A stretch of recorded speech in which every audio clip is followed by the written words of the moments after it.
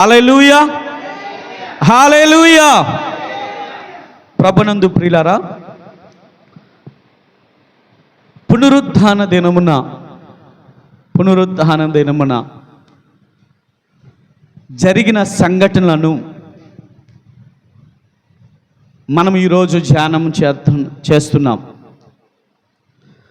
దేవుని వాక్యం చదువుదాం రండి. ఆదివారమున ఇంకనూ చీకటిగా ఉన్నప్పుడు మగ్దలేని మరియా పెందెలి కాడ సమాధి వద్దకు వచ్చి సమాధి మీద ఉండిన రాయి తీయబడి ఉండుట చూచెను. ఇక్కడ ఆదివారం ఇంకనూ చీకటిగా ఉన్నప్పుడు మగ్దలేని మరియా పెందెలి కాడ సమాధి వద్దకు వచ్చి,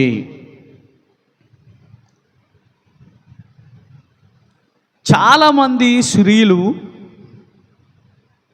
ఇంకనూ చీకటిగా ఉంటుండగానే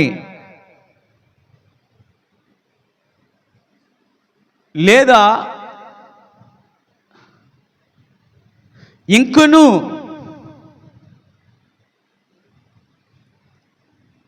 పొద్దు బొంకగానే సమాధి దగ్గరికి వెళ్ళగలరా? వెళ్తారండి?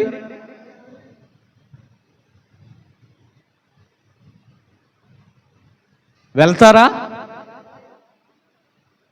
చీకటిగా ఉంటుండగానే వెళ్తారా సమాధుల దగ్గరికి? భయమని వెళ్ళలేరు. ఇక్కడ ఒక స్త్రీ మనకు కనిపిస్తుంది. ఆ స్త్రీతో పాటు మరికొంతమంది స్త్రీలు కూడా కనిపిస్తున్నారు.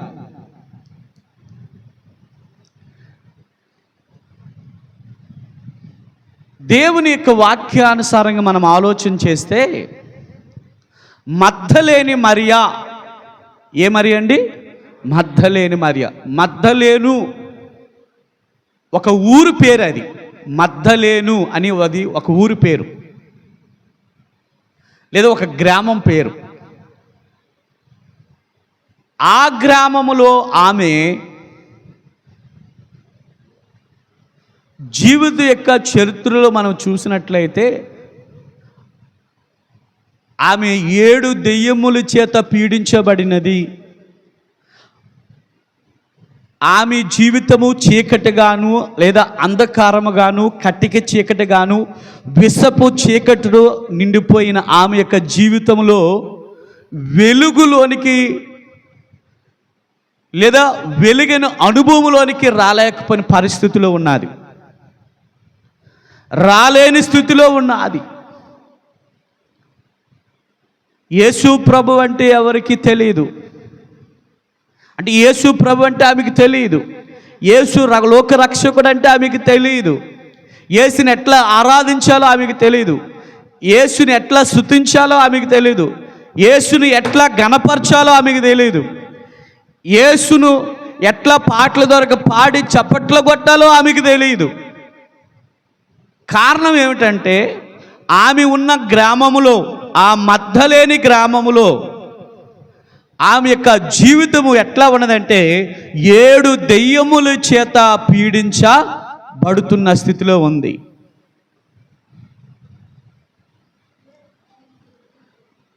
ఆమె యొక్క జీవితంలో ఈ దెయ్యముల చేత పీడించబడుతున్న జీవితాల్లో ఆమె యొక్క బ్రతుకులో నిరాశ, దుఃఖము, వేదన, ఆకలి తెలియని పరిస్థితుల్లో జీవిస్తుంది. అటువంటి జీవితంలో, అటువంటి బ్రతుకులో ఉంటున్న ఆమె పరిస్థితి ఒక రోజుని యేసు ప్రభు, లోకరక్షకుడైన యేసయ్య, మహోన్నతుడైన యేసయ్య, లోకానికి వెలుగునిచ్చిన యేసయ్య, ఆయన సేవా దినాలలో, ఆయన సేవ చేస్తున్న పరిస్థితుల్లో, ఆయన సేవ చేస్తున్న రోజుల్లో ఆమెను యేసు యొద్దకు తీసుకొని వచ్చారు. ఆమెలో ఉన్న దయ్యములను వెళ్ళగొట్టారు. ఆమెలో ఉంటున్న దురాత్మలను యేసు ప్రభువు వెళ్ళగొట్టారు. అందుకే మనము మార్కు సువార్త 16వ అధ్యాయము 9వ వాక్యములో చదివినట్లయితే అక్కడగా ఆమె యొక్క మునిపేట యొక్క జీవితం గురించి, తర్వాత యొక్క జీవితం గురించి ఎట్లా రాయబడ్డాయో అక్కడ రాయబడింది. ఆదివారమున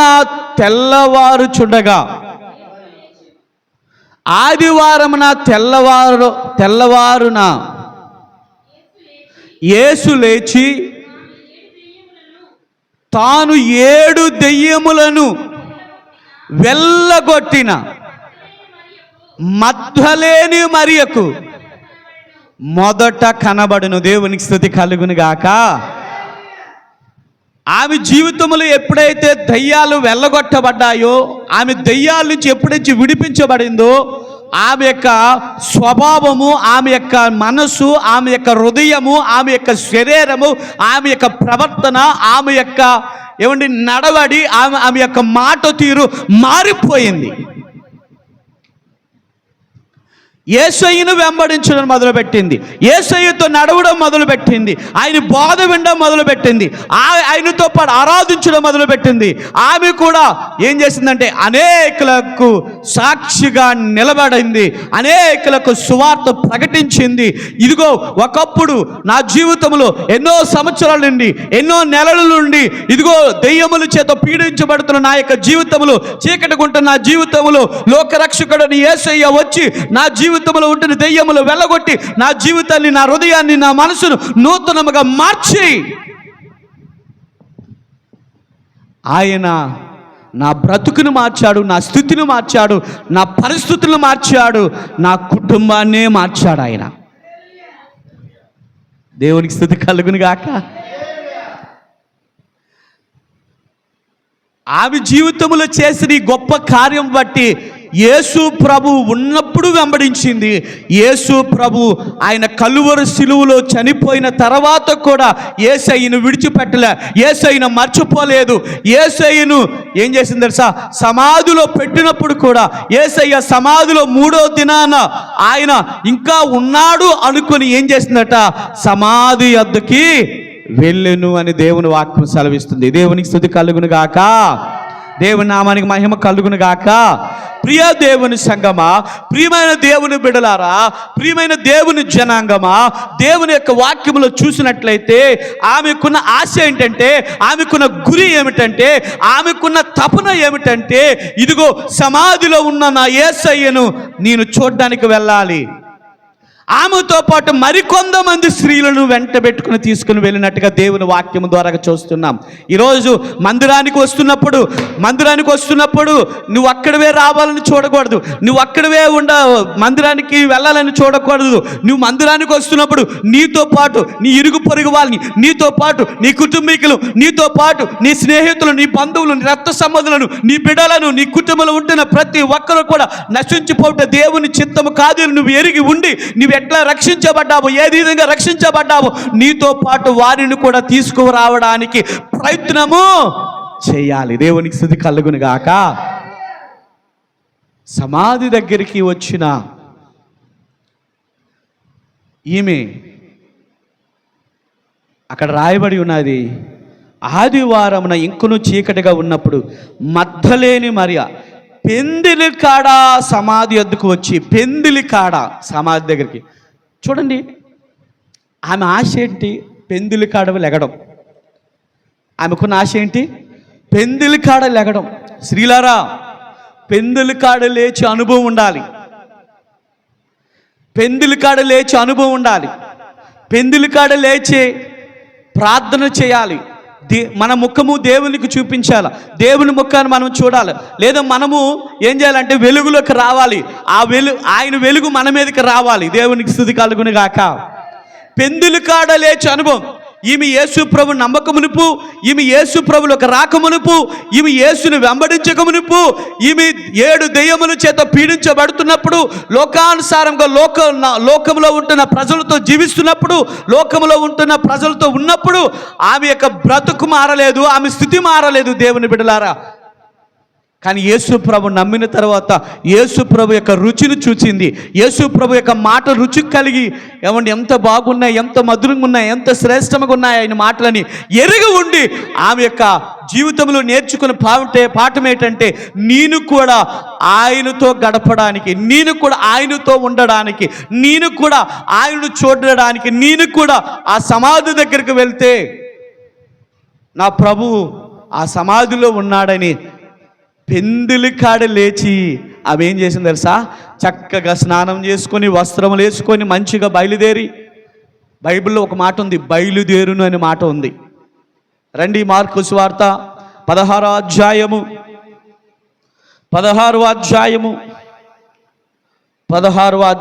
2వ వచనం. వారు ఆదివారమున పెందులి కాడ లేచి బయలుదేరి, దేవునికి స్తుతి కలుగునుగాక, లేచి బయలుదేరి. మనం 7 అయినా లేగము, 8 అయినా లేగము, 9 అయినా లేగము. ఏమండి మరి కొంతమంది ఏం చేస్తారో తెలుసా? సోమరులుగా ఉంటారు. ఒక మాట నేను చెప్పనా, మనము చీకటి ఉంటుండగానే లెగవాలి. మనం చీకటి ఉంటుండగానే సూర్యుడు ఉదయించక మునిపే లెగవాలి, లేచి అలవాటు చేసుకోవాలి. ప్రతిరోజు కూడా 4 గంటలు 4:10 4:15 నేను ఇక్కడ లేచి మందిరంలో ఉంటాను. తలుపులు తెరిస్తూ ఉంచుతాను. ఎందుకంటే నా ప్రభువుతో నేను ఉండాలని, నా ప్రభువుతో గడపాలని, నా ప్రభువు నేను స్తుతించాలి, నా ప్రభువు నేను మహిమపరచాలి. ఎందుకంటే నేను ఈరోజు బ్రతికి ఉన్నానంటే కేవలము ఆయన కృప, ఆయన ప్రేమ. మగ్దలేని మరియ కూడా పెందుల కాడ లేచి బయలుదేరి సమాధి దగ్గరికి వెళ్ళింది. పెందుల కాడ లేచి అనుభూతి ప్రతి ఒక్కరిలో ఉండాలి. చిన్నపిల్లల్లో ఉండాలి, పెద్దవాళ్ళు ఉండాలి. ఇప్పుడు ఏమండి 10th క్లాస్ వచ్చేసరికి, అంటే ఎగ్జామ్ వచ్చేసరికి చాలామంది ఏం చేస్తారంటే, అమ్ము రాత్రి 12 అయిపోయింది, నేను త్వరగా పడుకోవాలి, త్వరగా తెల్లవారు లేవాలి. మళ్ళీ ఏం చేస్తారు, 4 గంటలకల్లా 4:30 కల్లా ఏమండి ఎగ్జామ్ రాస్తున్న వాళ్ళు లేచి చదవడానికి ఎట్లయితే అలవాటు చేసుకుంటారో, అలాగే దేవుని ప్రజలారా, దేవుని సంగమా, పెందుల కాడ లేచి అనుభూతి నీలో రావాలి. బైబిల్ గ్రంథంలో యోబు ఏం చేశాడు తెలుసా? యోబు ఏం చేశాడు?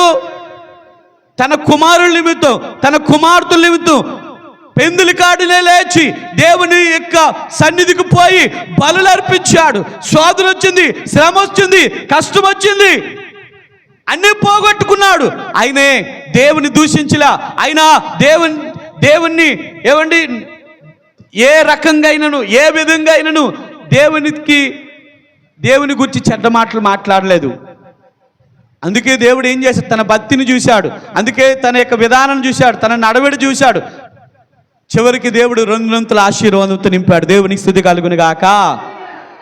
దావీదు కూడా పెందుల కాడ లేచే అనుభూతి దావీదుకు ఉన్నది. అందుకే గొర్రెలు కాస్తున్న దావీదుని దేవుడు సింహాసనం మీద కూర్చుని పెట్టాడు.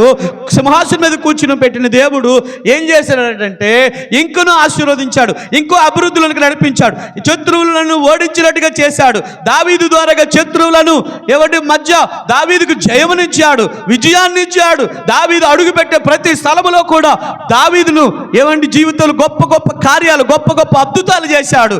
అందుకే దావీదు కూడా ఏమంటాడు తెలుసా? నేను వేకువనే లేచి అనే మాట బైబిల్లో రాయబడి ఉంది.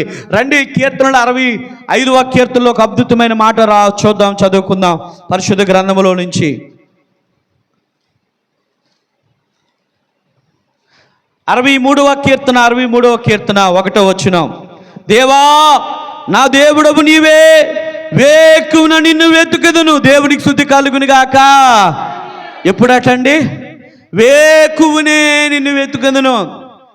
ఇంకా చీకటి గుంటుండగానే, ఇంకా సూర్యుడు ఉదయించక మునిపే వేకువనే నిన్ను వెతుకుతున్నాను. వెతుకుతున్నాడు కనుక దేవుని బలమును పొందాడు, దేవుని శక్తిని పొందాడు, దేవుని అభిషేకాన్ని పొందాడు, దేవుని ఆత్మను పొందాడు, దేవుని యొక్క మహిమను పొందాడు. అందుకే ఆ దేవుడే ఏం చేశాడు తెలుసా? దావీదుని ఈ లోకములో విడిచిపెట్టకుండా, దావీదు ఈ లోకములో ఉంచనివ్వకుండా, దావీదు ఈ లోకములో ఉంటున్న మనుషులాగా విడిచిపెట్టకుండా ఉండనివ్వకుండా దేవుడు ఏం చేశాడంటే దావీదును ఒక ఉన్నతమైన స్థితిలో, ఉన్నతమైన స్థానంలో దేవుడు ఏర్పాటు చేసుకుని నిలబెట్టాడు. నీ అడుగులను దేవుడు అట్టి స్థిరపరచాలంటే, నీ అడుగు జాడలు దేవుడు కట్టాలంటే, నీవు ఆయన యొక్క బండ మీద నీ పాదాలు నిలపవేయబడాలంటే, స్థిరపరచబడాలంటే, దేవుని బిడ్డ పెందులు కాడ లేచే అలవాటు నీలో ఉండాలి. పెందులు కాడ లేచే అలవాటు నీలో రావాలి.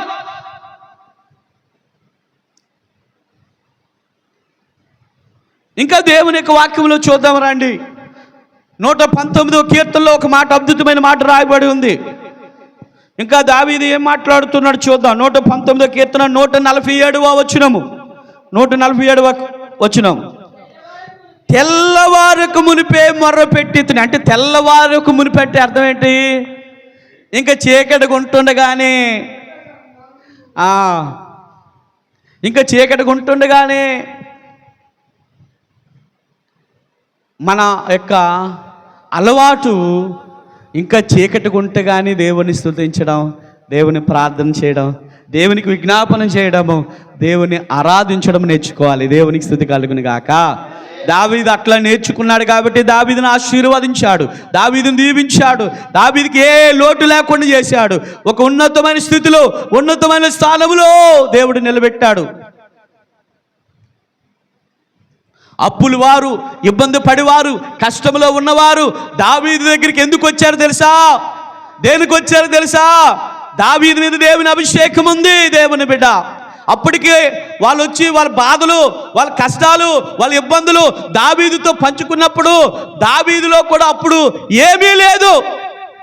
దావీదు ఎప్పుడైతే పెందులు కాడ లేచి దేవునితో సన్నిహితముగా, దేవునితో గురి కలిగి దేవునితో మాట్లాడడం, దేవునికి ఆరాధించడం, దేవునికి ప్రార్థన చేయడం నేర్చుకున్నాడో, ఆ దేవుడు ఆయన ప్రార్థన విని ఏం చేశారంటే అదే దావీదు ద్వారా మందిరం కట్టడానికి లక్షల బంగారము, లక్షల వెండి, లక్షల యొక్క ఇత్తడి ఇవ్వడానికి, ఇనుపు ఇవ్వడానికి అదే దావీదు ద్వారా దేవుడు గొప్ప సహాయాన్ని చేయగలిగాడు. కారణం ఏంటంటే పెందులు కాడ లేచి అనుభూతి నీలోకి రావాలి.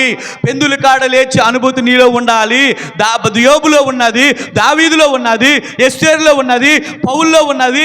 యేసు ప్రభు కూడా పెందులు కాడ లేచిను అనే మాట కూడా మార్కు సువార్త 2వ అధ్యాయంలో కూడా కనిపిస్తూ ఉంటుంది. ఒక్కసారి మనం చూసినట్లయితే మార్కు సువార్త 2వ అధ్యాయము, మార్కు సువార్త 2వ అధ్యాయం 35వ వచనంలో మనం చదివినట్లయితే అక్కడ రాయబడింది, ఆయన పెందులి కాడనే లేచి ఇంకను చాలా చీకటి ఉండగానే బయలుదేరి అరణ్య ప్రదేశంలోకి వెళ్ళి అక్కడ ప్రార్థన చేయుచుండెను. దేవునికి స్తుతి కలుగును గాక. యేసుక్రీస్తు ఒక అద్భుతమైన మాట తెలియజేస్తున్నాడు. ఆయన అంటే భక్తుడైన మార్కు యేసయ్య గురించి మంచి సాక్ష్యం ఇస్తున్నాడు. యేసయ్య గురించి మంచి మాటలు తెలియజేస్తున్నాడు. ఆయన పెందులి కాడలే లేచాడట. ఇంకను చీకటిగా ఉంటుండగానే అరణ్యములోనికి వెళ్ళి అక్కడ ప్రార్థన చేయుచుండెను. అరణ్యం అనగా అర్థం ఏంటి తెలుసా?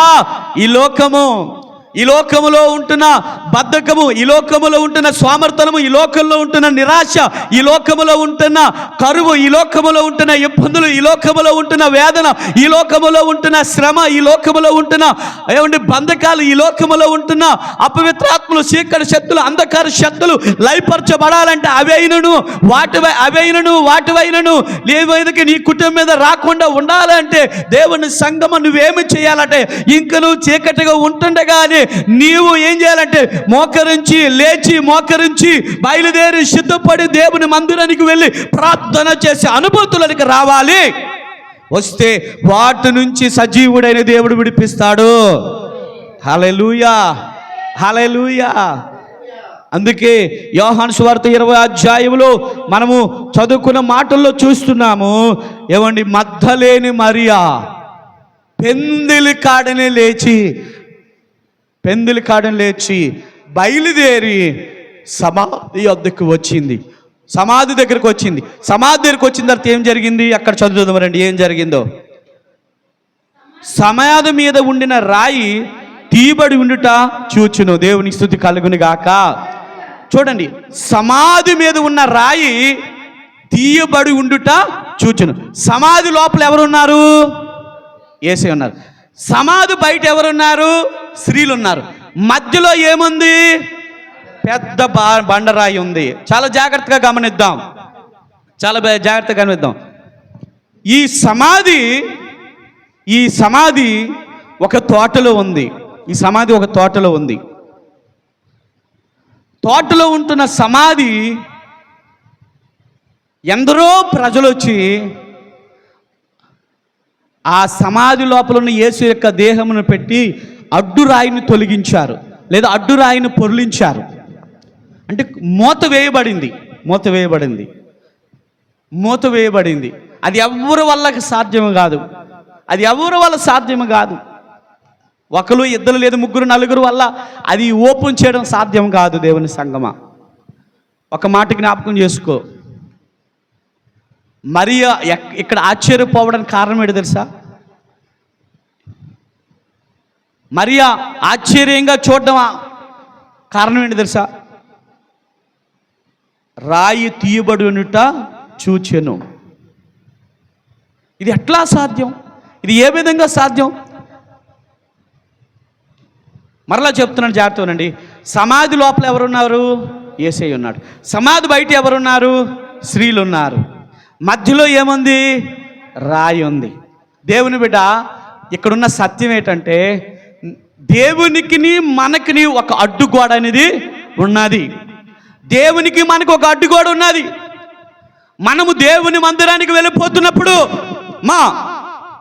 మనము దేవుని యొక్క సంఘానికి వెళ్తున్నప్పుడు, మనము దేవుని యొద్దకు వెళ్తున్నప్పుడు, దేవుని బిడ్డలారా, మనకును దేవునికి ఒక అడ్డుగోడ ఉంటుంది. సాతానుని అడ్డుగోడ ఉంటుంది, బంధకమైన అడ్డుగోడ ఉంటుంది, పనులైన అడ్డుగోడలు ఉంటున్నాయి. ఈ లోకంలో ఎన్నో అడ్డుగోడలు అనేది ఉంటుంది. మన దేవుని చూడనివ్వకుండా, మన ప్రార్థనలు దేవుని యొద్దకు వెళ్ళనివ్వకుండా ఈ అడ్డుగోడ అడ్డగిస్తుంది. దేవుని బిడ్డలారా, అది తొలగిపోవాలంటే ఆకాశము నుండి, పరలోకము నుంచి ఒక అద్భుతము జరగాలి. అక్కడ అద్భుతం జరిగింది. ఎట్లా జరిగిందంటే, 2 దూతలు వచ్చి ఆ రాయిని తొలగించాయి. మరీ వచ్చినంతలో ఆయన ఆ సమాధి లోపల లేడు.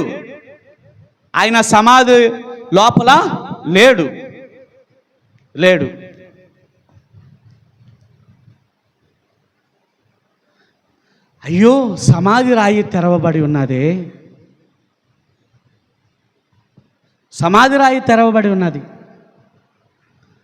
సమాధి పని ఆ లోపలికి వెళ్ళి ఈమె చూసి ఉంటే బాగున్నేమో. లోపలికి వెళ్ళి చూడలేదు. పేతురు దగ్గరికి పరిగెత్తింది. యేసు ప్రేమించే శిష్యుడి దగ్గర పరిగెట్టింది. వాళ్ళకి చెప్పగానే ఈమె కంటే ముందుగా వాళ్ళు పరిగెత్తుకొని వచ్చారు. వారు కూడా ఏం చేశారు? ఒకడు దూరం నుంచి చూశాడు, ఇంకోడు లోపలికి వెళ్ళి చూశాడు. అయితే అక్కడ జరిగిన సంఘటన ఏంటంటే, మనం చూద్దాం రండి, ఈ వాక్యాన్ని చదువుకుందాం రండి. ఒక అద్భుతమైన సంఘటన జరిగింది. 11వ వచనం చదవండి. 11వ వచనం. అయితే మరియా సమాధి బయట నిలిచి ఏడ్చుచుండెను. ఆమె ఏడ్చుచు సమాధిలో వంగి చూడగా, తెల్లని వస్త్రములు ధరించిన 2 దేవదూతలు యేసు దేహం ఉంచబడిన స్థలములో తల వైపున ఒకడును, కాలు వైపున ఒకడును కూర్చుండి ఉండుట కనబడును. దేవునికి స్తుతి కలుగును గాక. ఒకటి, పెందులి కాడ లేచే అనుభూతి ఆమెకు ఉంది కనుక, అయ్యో నా ప్రభుని ఎవరో ఎత్తుకెళ్ళిపోయారు, అయ్యో నా రక్షకుని ఎవరో ఆయన దేహాన్ని ఎత్తుకెళ్ళిపోయారు, మీలో ఎవరైనా ఎత్తుకుని వెళ్ళిపోయిన ఎడల మా ప్రభు యొక్క దేహమును ఇచ్చియండి అని ఆమె ఏడుస్తుంది. మనము ఒక్కటి ఇక్కడ నేర్చుకోవాల్సిన పాఠం ఏంటంటే, మన జీవితంలో అయినా, మన కుటుంబాలు అయినా, మన బ్రతుకుల్లో అయినా, మన బిడ్డల బ్రతుకుల్లో, భర్త బ్రతుకులని, పిల్లల బ్రతుకులని, ఎవరి బ్రతుకుల్లోనైనా సరే, ఆ సమాధానం చోటు చేసుకున్నప్పుడు, ఆ శాంతి చోటు చేసుకున్నప్పుడు, మన బాధలు సమస్యలు అనుభవిస్తున్న కష్టాలు అనుభవిస్తున్నప్పుడు ఆ రోజు మనం చేయవలసిన పని ఏమిటి తెలుసా? మరీ ఎట్లయితే ప్రభు కొరకు ఏడ్చిందో నీవు నేను కూడా ఏం చేయాలి తెలుసా? దేవుని మందిరానికి పోయి కన్నీరు కార్చే వారంగా ఉండాలి. దేవునికి స్తుతి కలుగును గాక. దగ్గరగా చెబుదామా? హల్లెలూయా, హల్లెలూయా. అక్కడ దేవుని వాక్యం ఏమి చెప్తుంది తెలుసా? అయితే మరియ సమాధి బయట నిలిచి ఏడ్చుచుండెను. ఆమె ఏడ్చుచు సమాధిలో వంగి చూడగా తెల్లని వస్త్రములు ధరించిన ఇద్దరు దేవదూతలు యేసు దేహమును ఉంచబడిన స్థలములు తల వైపున ఒకడును కాలు వైపున ఒకడును కూర్చుండి ఉండుట కనబడెను. ఎవరు కనబడ్డారు? మగ్దలేనే మరికి కనబడ్డారు. బా, ఎంత ధన్యత అండి, ఎంత భాగ్యం అండి, ఎంత ధన్యత, ఎంత భాగ్యము.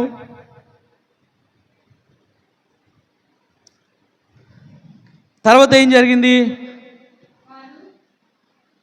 వారు, అమ్మా ఎందుకు ఏడ్చుచున్నావని ఆమెను అడగగా ఆమె, నా ప్రభువుని ఎవరో ఎత్తుకొని పోయారు, ఆయనను ఎక్కడుంచారో నాకు తెలియలేదని చెప్పును. ఆమె ఈ మాటలు చెప్పి వెనుక తట్టు తిరిగి యేసు నిలిచి ఉండుట చూచిన గాని ఆయన యేసుని గుర్తుపట్టలేదు. ఆమె యేసుని గుర్తుపట్టలేకపోయింది. ఒక దేశంలో, అంటే ఒక చోట జరిగిన సంఘటన చెప్తాను వినండి. ఒక ఆమె, యేసయ్యా నువ్వే రావాలయ్యా, యేసయ్యా నువ్వే మా ఇంటికి రావాలయ్యా, యేసయ్యా నువ్వే మా ఇంట్లోకి రావాలయ్యా, నాతో కలిసి నువ్వు భోంచేయాలయ్యా, నాతో కలిసి నువ్వు ఉండాలయ్యా, నువ్వు రావాలి యేసయ్యని ఆమె ప్రతిరోజు కూడా ప్రార్థన చేస్తుందట. కన్నీరు కారుస్తుంది, గోజాడుతుంది, వేదన పడుతుంది. నువ్వు ఎలాగైనా రావాలి ప్రభువా, నువ్వు ఎలాగైనా రావాలి. అయ్యా ఈ సంపాదించినవన్నీ అయ్యా ఇవన్నీ వ్యర్థమైన ఆయన, నువ్వు కావాలయ్యా, నువ్వు రావాలయ్యా అని ఆమె ప్రార్థన చేసిందట. ప్రార్థన చేస్తుండగా ఒక రోజున ఆమె ఇంటి దగ్గరికి వచ్చి ఒక ఆయన తలుపు కొడుతున్నాడట. జాగ్రత్త వినండి, తలుపు కొడుతున్నాడట. ఆమె తలుపు తెరవగానే ఆయనను చూడగానే యేసు ప్రభు ఎట్లయితే ఉంటాడో అట్లనే ఆమె కనిపించాడట. ఆహా, యేసయ్య నా ప్రార్థన విన్నాడు, యేసయ్య నా ప్రార్థన ఆలకించాడని ఆమె ఏం చేసిందంటే ఇంట్లోకి ఆహ్వానించిందట. ఇంట్లోకి ఆహ్వానించిన తర్వాత, యేసయ్య నువ్వు రాక వచ్చావయ్యా, మళ్ళీ ఎప్పుడు వస్తావో అని ఏం చేసిందట, ఇదిగో నేను వెళ్ళి నీ కొరకు మంచి ప్రేమ విందును ఏర్పాటు చేస్తాను. ఏం ఏర్పాటు చేస్తానదట? ప్రేమ విందును ఏర్పాటు చేస్తానయ్యా, నీకు మంచి జ్యూసు, నీకు మంచిగా అన్ని ఏర్పాట్లు చేస్తాను, నువ్వు ఇక్కడే కూర్చుండని ఆమె చెప్పి లోపలికి వెళ్ళే లోపల ఈ వ్యక్తి ఏం చేశాడంటే ఇంట్లో ఉన్న బంగారం, ఇంట్లో ఉన్న డాలర్లు, ఇంట్లో ఉన్న అంటే డబ్బులు, ఇంట్లో ఉన్నవన్నీ కూడా ఏం చేశాడట, దొంగిలించి మూట కట్టి ఒట్టుకొని వెళ్ళిపోయాడు.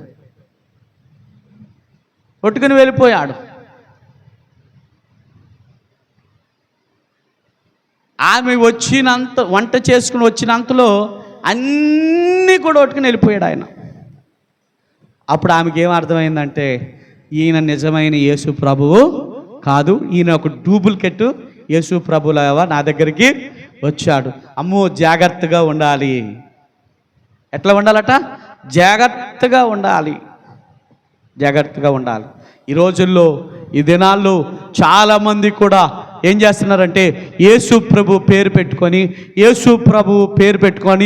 యేసు ప్రభు మాట చెప్పుకొని చాలామంది కూడా ఏం చేస్తున్నారంటే ధనాన్ని సంపాదించుకునేవారు, ధనాన్ని దొంగిలించేవారు, చాలామంది ధనం యొక్క బంగారాన్ని సంపాదించుకునేవారు అందరూ ఈ లోకంలో ఉన్నారు. లేరనడానికి లేదు. యేసు ప్రభు పేరు కొన్ని కోట్లు, లక్షల కోట్లు, వేల కోట్లు, కార్లు, బంగ్లాలు, ఇల్లులు సంపాదించుకునే వారు ఈ రోజుల్లో చాలామంది ఉన్నారు యేసు ప్రభు పేరు పెట్టుకొని. అందుకే నిజమైన పాస్టర్ గారు ఎవరో, నిజమైన క్రైస్తవుడు ఎవడో, నిజమైన సేవకుడు ఎవడో, నిజమైన సువార్తికుడు ఎవడో, నిజమైన విశ్వాసి ఎవరో మనము గ్రహించాలా లేదా? గ్రహించాలండి, గ్రహించాలి. ఎందుకంటే చాలామంది మారు వేషం వేసుకొని చాలామంది క్రైస్తవులను, చాలామంది నిజమైన సేవకులకు తప్పుడు మార్గంలోనికి తీసుకువెళ్తున్నారు చాలామంది. అందుకే మనము నిజమైన దేవుడు ఎవరనేది తెలుసుకోవాలంటే అది ప్రార్థన వలనే సాధ్యము. ఇక్కడ నిజమైన యేసు ప్రభువు అమ్మా అని పిలిచాడు.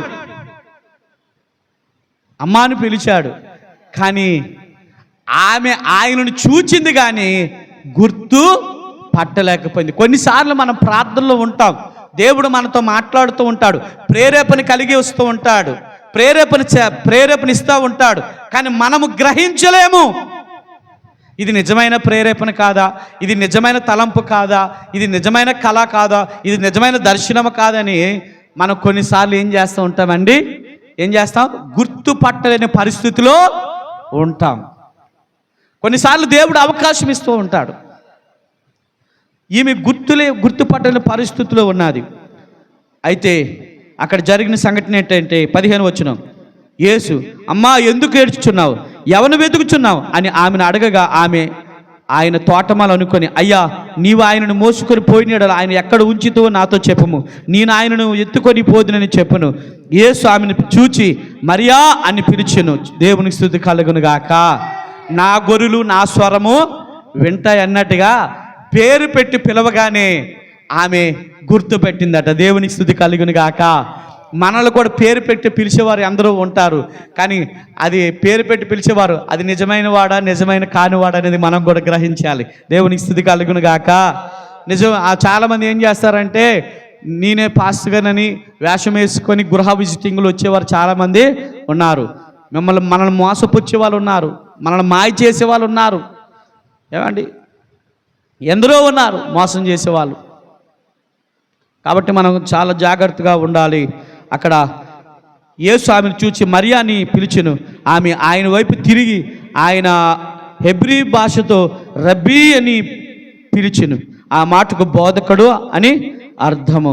అప్పుడు యేసు ఏమంటున్నాడు, యేసు ఆమెతో నేను ఇంకనూ తండ్రి యొద్దకు ఎక్కిపోలేదు కనుక నన్ను ముట్టుకొని వద్దు, అయితే నా సహోదరుల యొద్దకు వెళ్ళి నా తండ్రియు మీ తండ్రియు నా దేవుడును మీ దేవుడునైన వారి యొద్దకు ఎక్కిపోవచ్చున్నానని వారితో చెప్పమనను.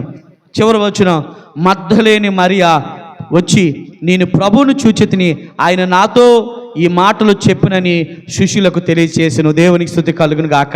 3వ వాక్యం ఏంటంటే ఆమె ఇచ్చే సాక్ష్యం ఏంటంటే నేను ప్రభువుని చూచితిని. దేవునికి స్తుతి కలుగును గాక. ఎవరిని చూచినట? ఎంత సంతోషం కదా, ఎంత ఆనందము కదా. ఏదో సాధించాను, గొప్ప విజయం నాకు వచ్చింది. ఈ లోకానుసారమైన విజయం కాదు, ఈ లోకానుసారమైన ఏమండి సంతోషం కాదు, ఈ లోకానుసారమైన ఆనందం కాదు. ఆమె యొక్క సంతోషం ఎట్లా ఉన్నదంటే పోగొట్టుకున్న నా ప్రభువు మరలా నేను పొందుకున్నాను, చూచాను. దేవునికి స్తుతి కలుగును గాక. ఒకటి, పెందిలి కాడ లేచే అలవాటు మనకు ఉండాలి దేవుని సన్నిధికి వెళ్ళడానికి. రెండవది ఏంటి తెలుసా? దేవుని సన్నిధికి వెళ్ళిన తర్వాత కన్నీరు కార్చే అలవాటు మనకు ఉండాలి.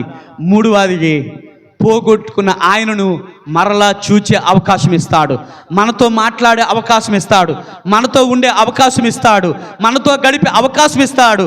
ఆయన మర్మములను మనకు తెలియచేస్తాడు, ఆయన మాటలు మనకు తెలియచేస్తాడు, ఆయన మాటలు మనకు అందిస్తాడు, ఆయన మాటలకు మనకి చెబుతూ ఉంటాడు. దేవునికి స్తుతి కలుగును గాక. హల్లెలూయా, హల్లెలూయా. ఆశ కలిగిన ప్రాణాన్ని దేవుడు ఏం చేశాడు? తృప్తిపరిచాడు. ఆమె ఆశ ఏంటంటే పెందులు కాడన నా ప్రభు సమాధి దగ్గర ఉన్నాడు, సమాధి లోపల ఉన్నాడు, వెళ్ళాలని వెళ్ళింది. కానీ రాయి దొర్లించబడ్డం చూచింది, విభ్రాంతి నొందింది, బాధపడ్డాది, దుఃఖించింది, ఏడ్చింది, రెండవదిగా ఏడ్చింది, కన్నీరు కార్చింది. ఆ దేవుడు కన్నీరుని ఏం చేశాడు? సంతోషముగా మార్చాడు, సంతోషముగా మార్చాడు, సంతోషాన్ని ఇచ్చాడు. ఆమెతో మాట్లాడాడు, స్పష్టంగా మాట్లాడి తెలియజేశాడు, ఇదిగో నా సహోదరుల దగ్గరికి వెళ్ళి నువ్వు చెప్పు. 12 మంది శిష్యులకు లేని ధన్యత ఈమెకు దేవుడు ఇచ్చాడు. దేవునికి స్తుతి కలుగును గాక. దేవుని బిడ్డ సేవకుడు కావచ్చు, సేవకురాలు కావచ్చు, లేకపోతే సంఘములో ఉంటున్న సంఘ పెద్దలు కావచ్చు, వారికి లేని ధన్యత. ఒకవేళ నీవు కూడా పెందుల కాడ లేచి అలవాటు నీకుంటే, కన్నీరు కాచి ప్రార్థించే అలవాటు నీకు ఉంటే, దేవుని బిడ్డ ఎవరికి లేని భాగ్యాన్ని దేవుడు నీకు ఇవ్వచ్చేమో ఒక విశ్వాసగా, నీకు అనుగ్రహించవచ్చేమో ఒక విశ్వాసగా. దేవునికి స్తుతి కలుగును గాక. ఆమె పేతురు ఎక్కడున్నాడు, యేసు ప్రేమించిన శిష్యుడు ఎక్కడున్నారు, వారి దగ్గరకు వచ్చి ఆమె తెలియచేస్తుందంటే, నేను ప్రభువుని చూచి తిని ఆయన నాతో మాట్లాడాడు. దేవునికి స్తుతి కలుగును గాక. ఎస్, మన దేవుడు మృతుడైపోలేదు, మన దేవుడు పాతాళములు ఉండిపోలేదు, మన దేవుడు పాతాళం యొక్క బంధకాలు బంధించలేకపోయాయి. ఆయన తిరిగి లేచాడు, ఆమెతో మాట్లాడాడు, ఆమె ఆయనను చూసింది, ఈయన ఆమెను చూచాడు. దేవుని బిడ్డ, ఈయన ఆమెతో మాట్లాడాడు, ఆమె ఈయనతో మాట్లాడింది. ఈ సంభాషణ అన్నీ కూడా శిష్యులకు తెలియచేశాడు. ఎంత గొప్ప సంఘటన, ఎంత గొప్ప విషయము దేవుని సంగమా. మరి నీవు నేను కూడా ఏం చేయాలి తెలుసా? పెందుల కాడ లేచే అలవాటు ఉండాలి. ఉంటే యోబుని హెచ్చించిన దేవుడు, లేదా యోబుని రెండొంతులుగా ఆశీర్వదించిన దేవుడు, దావీదుని సింహాసనం మీద కూర్చుని పెట్టిన దేవుడు, పౌలుని ఏమండి నీతి కిరీటానికి పౌలుకి ధరింపడం చేసిన దేవుడు, నీ జీవితంలో, నా జీవితంలో, మనందరి జీవితాల్లో గొప్ప ధన్యతను, గొప్ప ఆశీర్వాదం, గొప్ప కిరీటాన్ని ఆయన ధరింపచేసి ముందుకు నడిపిస్తాడు. దేవుడి మాటలు దీవించి ఆశ్రయించి ముందుకు నడిపించును గాక. ఆమేన్. ప్రార్థన చేసుకుందాం, కళ్ళు వేయండి, ప్రార్థన చేసుకుందాం. అందరిలో కూడా లేచి నిలబడదాం, ప్రార్థన చేసుకుందాం, కళ్ళు మూసుకుందాం, ప్రార్థన చేసుకుందాం. ఒకటి నువ్వు తెలుసుకున్న సత్యం ఏంటి తెలుసా? పెందుల కాడ లేచే అలవాటు నీకు ఉండాలి. లేచిన వెంటనే ప్రార్థిస్తున్నావా? ప్రార్థించి చేసిన తర్వాత వాక్యం ముందు అంటే బైబిల్ ముందు నువ్వు ఉంటున్నావా? బైబిల్ నువ్వు చదువుతున్నావా? వాక్యాన్ని గ్రహిస్తున్నావా? వాక్యాన్ని ధ్యానిస్తున్నావా? నీ బ్రతుకు మారాలంటే, నీ కుటుంబ పరిస్థితులు మారాలంటే, నీ స్థితిగతులు మారాలంటే, నీ పరిస్థితులు మారాలంటే, నీ ఇరుగు పొరుగు పరిస్థితులు మారాలంటే, నీవు ఒక నూతనమైన స్వభావాలకు రావాలంటే, నూతన యొక్క మార్పులకు నువ్వు రావాలంటే, నూతన యొక్క సత్యములకు నువ్వు రావాలంటే, నీవు అనేకుల మధ్య, సమాజం మధ్య, సంఘం మధ్య నీవు ఒక నూతనమైన వ్యక్తిగా ఉండాలి అంటే, నీ జీవితం ఎట్లా మారింది, ఏ విధంగా మారింది, అనేకులు నిన్ను చూచి ఎట్లా మారిందని నిన్ను అడిగినట్లయితే నీవు వారికి సాక్ష్యం చెప్పేదానికి ఉండాలా. ఆ అనుభూతులకు రావాలంటే పెందుల కాడ లేచే అలవాటు నీకు ఉండాలి. రెండవది ఏంటి తెలుసా? పెందుల కాడ లేచిన తర్వాత దేవుని సన్నిధికి పోయి ఏం చేయాలి తెలుసా? మనం కన్నీరు కార్చి ప్రార్థన చేయాలి. కన్నీరు కార్చాలా? అయ్యా, నేను ఇన్ని సంవత్సరాలు బట్టి నిన్ను నమ్మానయ్యా, ఇన్ని సంవత్సరాలు బట్టి నేను ఎరిగి ఉన్నానయ్యా, ఇన్ని సంవత్సరాలు బట్టి నేను నమ్ముకున్నానయ్యా, ఇన్ని సంవత్సరాలు అవుతుందయ్యా, నా బ్రతుకు మారలేదయ్యా, నా స్థితి మారలేదయ్యా, నా పరిస్థితి మారలేదయ్యా, నా స్థితిగతులు మారలేదయ్యా, అయ్యా నా కుటుంబం మారలేదయ్యా, అయ్యా నా భవిష్యత్తు మారలేదయ్యా, నా తలరాత మారలేదయ్యా, మంచి రోజులు వస్తాయని ఎదురు చూస్తున్నానయ్యా. నీవు కన్నీరు కార్చి ప్రార్థన చేస్తే, నీవు కన్నీరు విడిచి ప్రార్థిస్తే, మద్దలేని కన్నీరుని చూచాడు దేవుడు. మద్దలేని కన్నీరు దేవుని కదిలించింది. దేవుని బిడ్డ, దేవుడు ఎక్కడ ఉన్నా సరే మరి ఉన్న స్థలములోకి రాగలిగాడు. ఆయన ఆకాశం అందున్నాడు, సింహాసనం మీద కూర్చుని ఉన్నాడు. నీవు కన్నీరు కార్చి ప్రార్థన చేస్తే అక్కడ నుండి ప్రభు నువ్వు ఉండే స్థలం దగ్గరికి వస్తాడు. నువ్వు ఇంట్లో చేసిన, మందిరంలో ప్రార్థించిన, సంఘంలో ప్రార్థించిన, సమాజంలో ప్రార్థించిన, ఏ స్థలంలో ప్రార్థించిన ఆయన దిగి వస్తాడు. ఆయన సన్నిధి దిగి వస్తాడు. నీ కన్నీళ్లు తుడుస్తాడు. మరి కన్నీరుని తుడిచాడు, లాజను లేపాడు. నీ కన్నీరు తుడిచే దేవుడు. మద్దలేని కన్నీరు తుడిచాడు, ఆమెతో మాట్లాడాడు. ఆమెకి నెమ్మది కలిగింది, శాంతి కలిగింది, సమాధానం కలిగింది. దేవుని సంగమా, శిష్యులతో ఆమె ఇచ్చే సాక్ష్యం ఏంటంటే, నేను నా ప్రభువును చూచి తిని, ఆయన నాతో మాట్లాడాడు. ఎంత గొప్ప ధన్యత, ఎంత గొప్ప భాగ్యము. ఈరోజు నీవు తెలుసుకున్న సత్యం ఏంటి తెలుసా? ఈ రోజుల్లో ఈ దినాల్లో నువ్వు నేర్చుకోవాల్సిన సత్యం ఏంటి తెలుసా? నువ్వు కన్నీరు కార్చిన తర్వాత నీ కన్నీరు మున్నీరుగా మిగిలిపోదు. దేవుని బిడ్డ, నీ కన్నీరు వలన వచ్చే లాభం ఏంటి తెలుసా? ఆయన దర్శనం నువ్వు పొందుతావు, ఆయన దర్శనం కలుగుతుంది. నువ్వు కన్నీరు కార్చిన తర్వాత ఆయన నీతో స్పష్టంగా మాట్లాడుతాడు, వాక్యము ద్వారాగా మాట్లాడుతాడు. ప్రార్థన చేసుకుందామా? మమ్మల్ని మిక్కిలి ప్రేమించిన యేసయ్య, ఈ ఉదయకాల సమయంలో తండ్రి నాయన 3 విషయాల ద్వారా మా అందరితో మాట్లాడావు నాయన. నిజమే, మా జీవితంలో మా బ్రతుకులు నాయన ఒకప్పుడు మద్దలేని మరియు వలె ఈ లోకములో మేము దురాత్మతో పీడించబడిన వారమే. ఆరాధన అంటే ఏమిటో తెలియదు, బైబిల్ చదవడం అంటే ఏమిటో తెలియదు, వాక్యం అంటే ఏమిటో తెలియదు నాయనా. మద్దలేని మరి జీవితంలో అద్భుతం చేసినట్టుగా, దురాత్మలు వెళ్ళగొట్టినట్టుగా మా జీవితాల్లో నేను బంధకాల నుంచి, దురాత్మల నుంచి విడిపించి నాయన జీవము కలిగిన నీ మాటలు, సర్వ సమృద్ధులకి నడిపించే నీ మాటలు మాకు ఇచ్చావయ్యా, నీ కొందనాలు. నీ మాటలు ఎందరు వింటున్నారు, ఎందరు ఆలకించారు. ఇక్కడున్న సంఘములు ఉన్న, బయట ఉన్న, యూట్యూబ్లో ఆలకిస్తున్న వారిని కూడా యేసు నామములో వారిని మీరు సమృద్ధిగా దీవించుదురుగాక, యేసు నామములో సమృద్ధిగా ఆశీర్వదించుదుగాక, యేసు నామములో వారిని బలపరచుదువుగాక, యేసు నామములో వారిని స్థిరపరచుదువుగాక, యేసు నామములో వారిని హెచ్చించుదువుగాక, యేసు నామములో వారిని పైకి లేవనెత్తుదువుగాక. దేవా, ఈ మాటలు నాయన 30, 60, 100గా ఫలింపు చేయమని, మహిమ పొందుకోమని యేసు నామమున నడుచున్నాను తండ్రి. ఆమేన్ చెబుదామా? ఆమేన్.